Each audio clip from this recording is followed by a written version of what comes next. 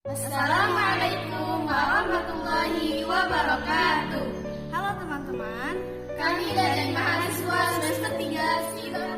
kami akan membahas tentang larangan menikahi orang-orang musyrik berdasarkan surah Al-Baqarah ayat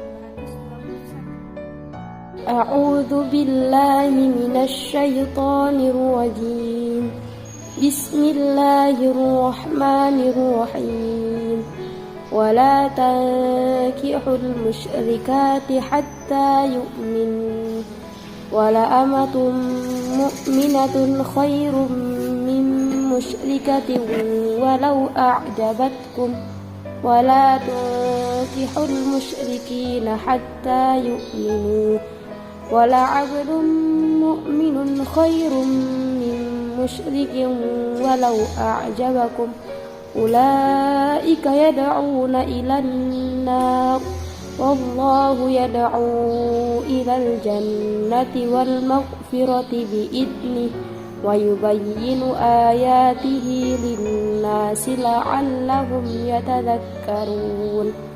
Artinya, janganlah kamu menikahi perempuan musyrik hingga mereka beriman.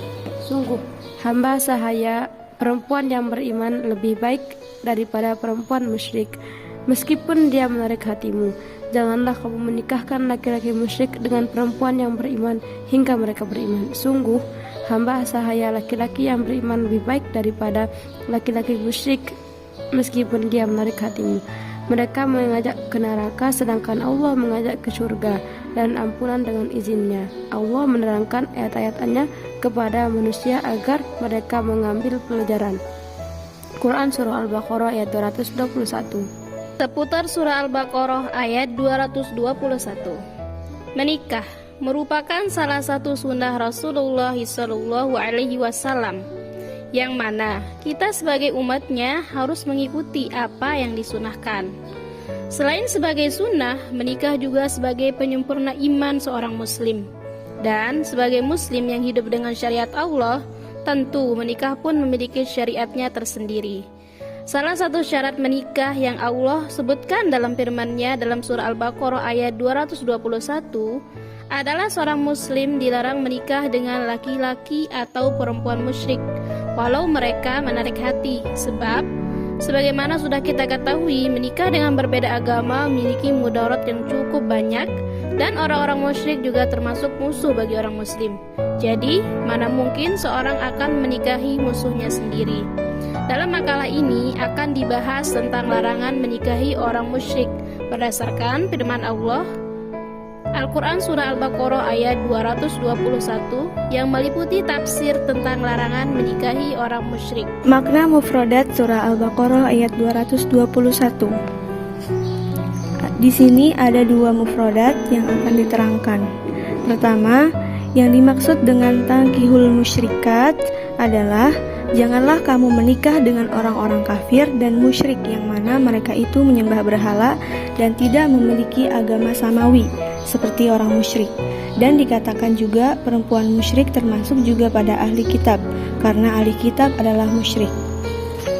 Yang kedua, pada kalimat wala amatun mu'minatun, pada kalimat al-amatun, yaitu adalah hamba sahaya yang diperbudak oleh raja yang menginginkan kebebasan.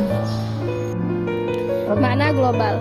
Allah berfirman yang maknanya, janganlah kalian menikahi wahai orang mukmin wanita-wanita musyrik sampai mereka beriman kepada Allah dan hari akhir. Dan hamba sahaya perempuan yang beriman lebih utama dari wanita musyrik, walaupun wanita musyrik itu lebih menarik hatimu dengan kecantikannya, hartanya, dan seluruh dari apa yang dituntutnya menurut kedamaian, gengsi, dan kekayaannya. Dan janganlah kalian menikahi perempuan-perempuan mukmin dengan laki-laki musyrik sampai mereka beriman kepada Allah dan Rasul-Nya.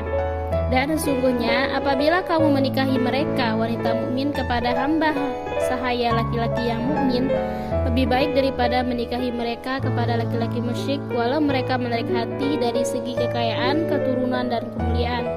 Sesungguhnya mereka laki-laki dan perempuan yang musyrik yang diharamkan atas kalian menikahinya dan perkawinan mereka. Mereka pasti mengajak kamu kepada apa yang membawa kamu ke neraka, sedangkan Allah membawamu pada amalan-amalan yang menuntun pada surga.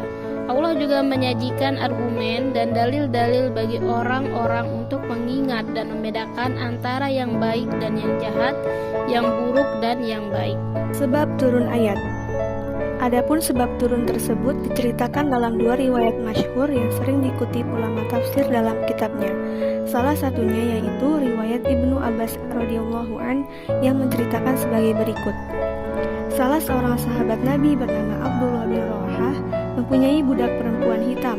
Lalu kemudian karena kejadian tertentu, akhirnya Abdullah bin Rawahah marah besar dengan budaknya, lalu beliau menamparnya. Kejadian ini akhirnya diceritakan kepada Rasulullah. Lalu kemudian Rasulullah bertanya, "Bagaimana keadaan budakmu itu, wahai Abdullah?" Lalu dijawab, "Dia berpuasa, sholat, berwudu, dan dia juga bersaksi bahwa tiada Tuhan selain Allah dan engkau adalah utusan Allah." Maka seketika Rasul mengatakan bahwa dia adalah muslimah. Kemudian Abdullah bin Rawahah bersumpah untuk memerdekakannya dan menikahinya. Masyarakat setempat pada waktu itu ramai memberitakan pernikahan Abdullah bin Rawahah dengan mantan budak perempuannya. Seakan itu adalah pernikahan yang hina, sehingga mereka menyayangkan hal itu terjadi.